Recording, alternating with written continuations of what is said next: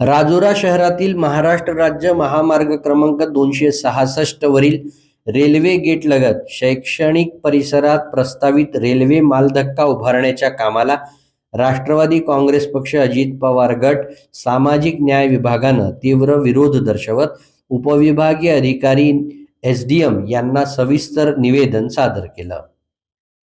राजुरा विधानसभा अध्यक्ष अमोल राऊत यांच्या नेतृत्वाखाली सादर करण्यात आलेल्या निवेदनात दक्षिण मध्य रेल्वेकडून रेल्वे गेट लगत सुरू असलेल्या मालधक्का उभारणीच्या कामामुळे भविष्यात विद्यार्थी, पालक, नागरिक, व्यापारी तसंच वाहतूक व्यवस्थेवर गंभीर परिणाम होण्याची शक्यता व्यक्त करण्यात आली.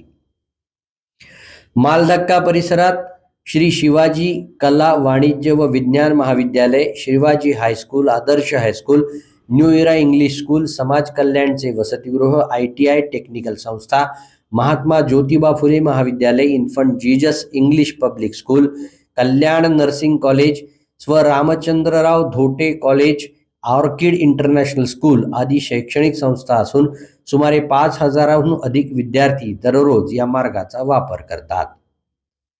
हा मार्ग महाराष्ट्र व तेलंगणा राज्यांना जोडणारा महत्त्वाचा मार्ग असून आधीपासूनच या मार्गावर मोठ्या प्रमाणात आंतरराज्य अवजड वाहतूक सुरू आहे. त्यातच रेल्वे गेट वारंवार बंद राहत असल्यानं वाहतूक कोंडी निर्माण होत असते. या पार्श्वभूमीवर याच ठिकाणी मालधक्का सुरू झाल्यास अवजड वाहनांची संख्या वाढून विद्यार्थ्यांच्या सुरक्षिततेचा प्रश्न अधिक गंभीर होऊ शकतो.